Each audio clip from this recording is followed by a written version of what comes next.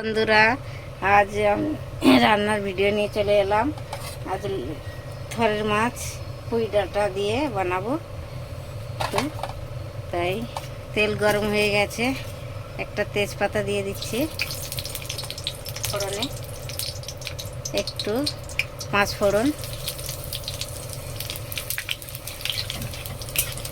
পেঁয়াজ কুচিয়ে রেখেছি, পেঁয়াজ কুচানো একটা দিয়ে দেবো। সবটা দেবো না, অল্প একটু দেবো।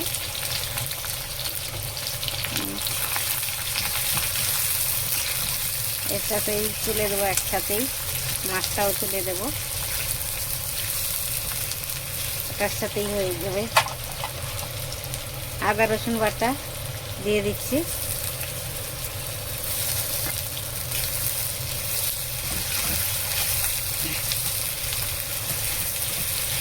এবার তুলে দিচ্ছি মাছটা।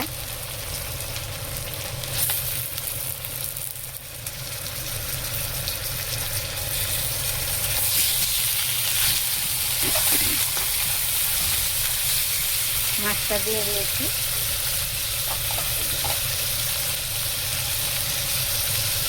এবার দিয়ে দেব হলুদ গুঁড়ো, 1 চামচ হলুদ গুঁড়ো, লঙ্কার গুঁড়ো 1 চামচ,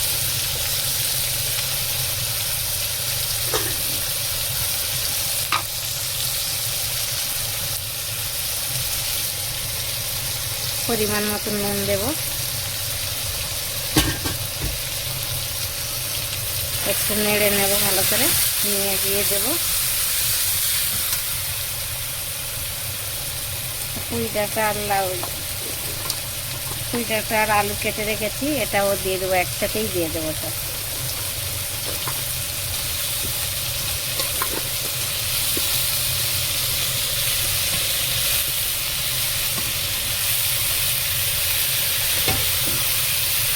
ভালো করে একটু নেড়ে নেব, নিয়ে ঢেকে দেবো।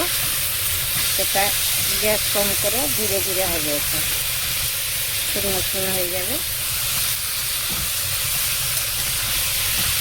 নেড়ে নিয়েছি ভালো করে, এবার ঢেকে দিচ্ছি। এবার ধীরে ধীরে এটা হবে। তো ভাজা ভাজা হয়ে গেলে সামান্য একটু জল দেব, পরে ঢেকে দিচ্ছি। হ্যালো বন্ধুরা, আমার থরের মাছ ডাঁটা দিয়ে আলু দিয়ে চচ্চড়ি হয়ে গেছে, শুকনো শুকনো করেছি। আপনারাও চাইলে এমনি করে খেতে পারেন, খুব ভালো হয়েছে, ভালো লাগবে সবাইকার। ভালো লাগলে কমেন্ট শেয়ার করবেন।